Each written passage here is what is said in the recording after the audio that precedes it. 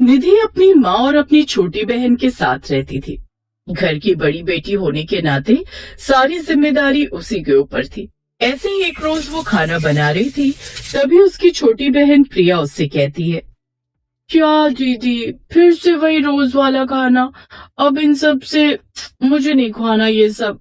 मेरा तो पिज्जा खाने का मन है, कभी ऐसा कुछ बनाओ ना। पिज्जा का मन तो मेरा भी है, मैंने भी बस फोन में ही देखा है उसके बारे में। अच्छा चल, पहले तू खाना खा ले, फिर दोनों पिज्जा खाने चलेंगे। क्या दीदी, कुछ भी अपने गांव में उस कल्लू हलवाई के समोसे के अलावा और कुछ खाने को नहीं मिलता। पिज्जा तो बहुत दूर की बात है। तो जब यहाँ मिलता ही नहीं है तो क्यों जिद कर रही है? दूसरे गांव में तो मिलता है ना, चलो वहीं जाकर लेकर आते हैं। अच्छा चल, पहले तू ये खाना खा ले, तब तक मैं बाकी का सारा काम निपटा लेती हूँ, फिर हम पिज्जा खाने चलेंगे। अब वो दोनों पिज्जा खाने चली जाती हैं। वाह, सारा खाना एक तरफ और ये पिज्जा एक तरफ। अब समझ आया लोगों को ये क्यों इतना पसंद है। क्या अच्छा है इसमें?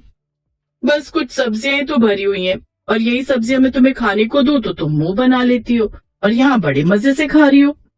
इसमें सिर्फ सब्जी ही नहीं है, चीज भी है, तभी तो इतना अच्छा लग रहा है। आप तो वही बात बोल रही हो कि सब्जी कच्ची खाओ या बनी हुई, जानी तो पेट में ही है। अरे ऐसा पिज्जा तो मैं घर पर भी बना लूं। अरे इसमें हंसने वाली कौन सी बात है? घर में सब सब्जियां तो रहती है ना। अब बस मुझे अवन चाहिए, फिर देख मैं कैसे तुझे पिज्जा बनाकर खिलाती हूँ। प्रिया और निधि दोनों घर आ जाती हैं। कुछ दिन बाद वो अपनी माँ से कहकर अवन लेकर आती है, और अब YouTube पर देखकर निधि पिज्जा बनाने लगती है। अब धीरे धीरे निधि को भी पिज्जा की आदत लग जाती है। ऐसे ही समय बीता। अब निधि के लिए घर से रिश्ता आता है। बेटी, तुम पिज्जा के अलावा और क्या क्या बना लेती हो? बना तो मैं सब लेती हूँ, लेकिन मुझे पिज्जा बनाना और खाना बहुत पसंद है। अच्छा, वैसे लड़की तो हमें पसंद आ गई, ये रिश्ता हमें मंजूर है। सबकी रजामंदी से निधि और उदित की शादी तय हो जाती है, और कुछ दिनों में निधि अपने ससुराल आ जाती है। शादी के बाद वो अपनी पहली रसोई में सबके लिए पिज्जा बनाती है। ये क्या है बहू, ये तुमने क्या बनाया है? माँ जी, पिज्जा। आपको पता है ना मुझे पिज्जा कितना पसंद है, और आप सबको भी तो अपनी बहू का टैलेंट पता होना चाहिए ना। आप खाइए। तभी अपनी बहू का बनाया हुआ पिज्जा खाते हैं, और उन्हें उसके हाथ का बना पिज्जा बड़ा पसंद आता है। ऐसे कुछ दिन बीत जाते हैं। अब निधि हर रोज ही नाश्ते में अपने ससुराल वालों को अलग अलग तरह का पिज्जा बनाकर खिलाती।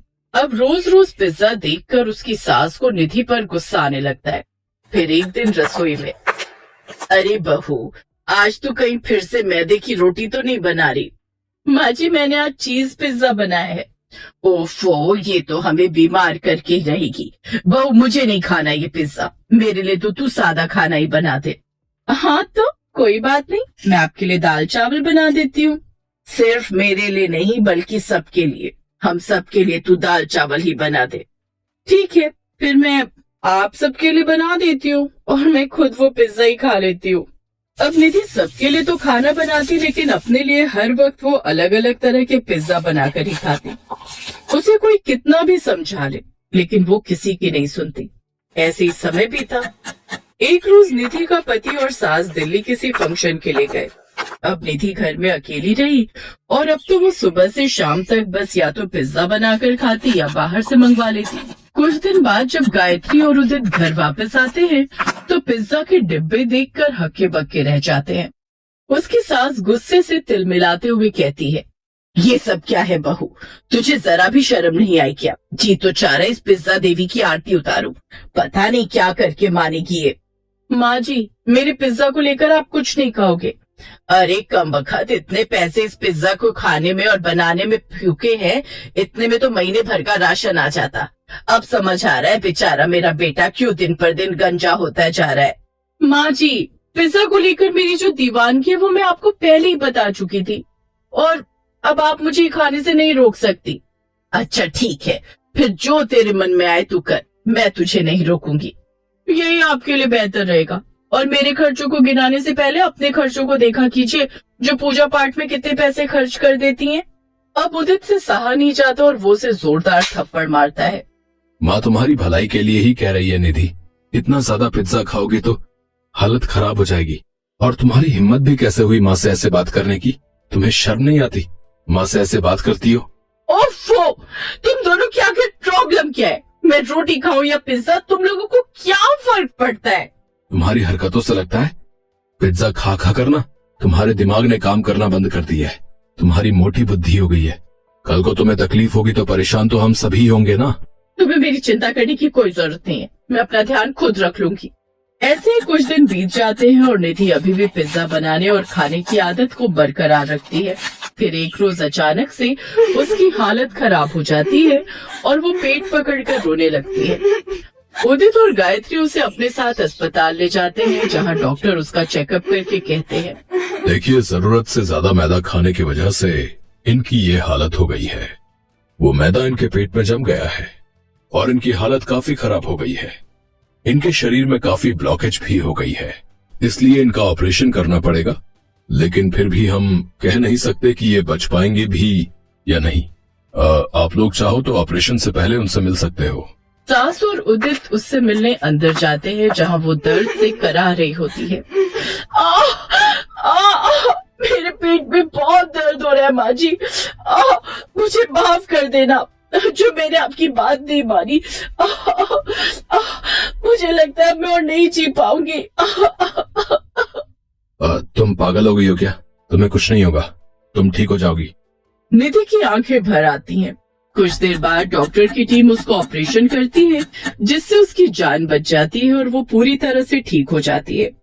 उस दिन के बाद उसने हमेशा के लिए पिज्जा बनाना और खाना छोड़ दिया, और कभी मन करता भी खाने का तो वो कभी कभार साल में 1-2 बार ही खाती। इसीलिए कहते हैं किसी भी चीज की अति भी नुकसानदायक होती है।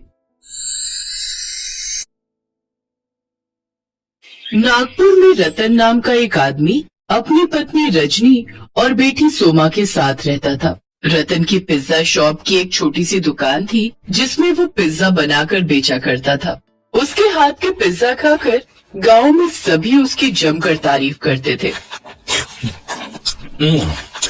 वाह भाई, क्या स्वाद है रतन भाई। हाँ, कमाल का पिज्जा बनाते हो भैया तुम तो।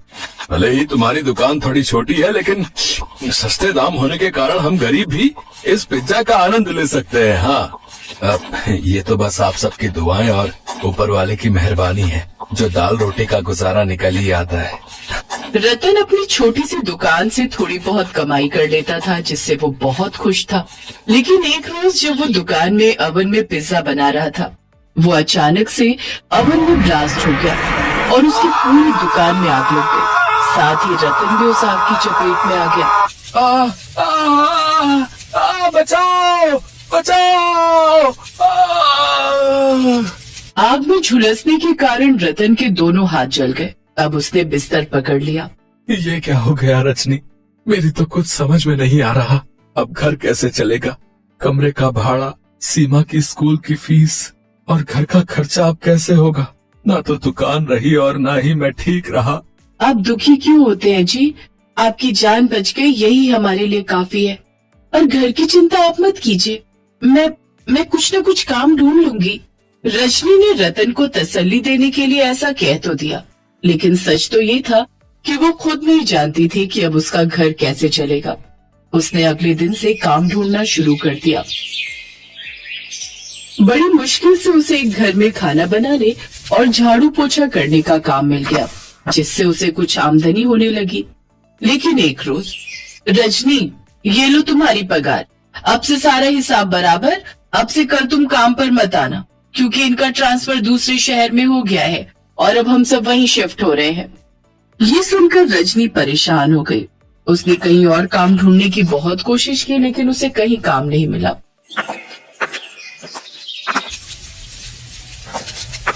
माँ, बहुत दिन हो गए पिज्जा खाए हुए।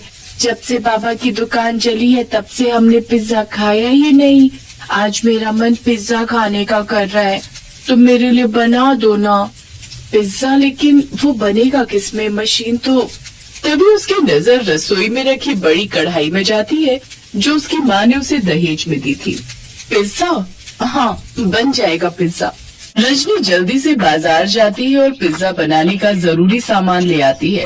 फिर घर पर ही कढ़ाई में पिज्जा बनाकर तैयार करती है। उस पिज्जा को खाकर तो रतन और सोमा भी हैरान थे, क्योंकि वो तो बाजार में मिलने वाले पिज्जा से भी ज्यादा स्वादिष्ट था। रजनी अब गांव में छोटा सा ठेला लगाकर उसमें कढ़ाई पिज्जा बनाकर बेचने लगती है। उसके ठेले पर कढ़ाई पिज्जा का स्वाद चखने के लिए पहले ही दिन लोगों की भीड़ लगना शुरू हो जाती है और कढ़ाई पिज्जा खाकर तो वो सब खुशी हो जाते हैं। वाह वाह भाई वाह, क्या स्वाद है। इसका स्वाद तो पहले के पिज्जा से भी ज्यादा स्वादिष्ट है भैया। हाँ, ऐसा लग रहा है जिंदगी का असली मजा तो कढ़ाई पिज्जा खाने में ही है। वाह वाह भाभी, आपने तो कमाल ही कर दिया। जी शुक्रिया। अब रजनी की उस छोटे से ठेले पर दुकान से भी ज्यादा कमाई होने लगती है। लोग उसके कढ़ाई पिज्जा का वीडियो बनाकर सोशल मीडिया पर डाल देते हैं। अब रजनी खूब कमाई करने लगी। रजनी अब रतन का इलाज अच्छे अस्पताल में करवाती है, जहाँ कुछ ही दिनों में वो भी ठीक हो जाता है। अब वो भी रजनी के साथ उसका हाथ बटाता है और दोनों पति पत्नी मिलकर खूब पैसे कमाते हैं।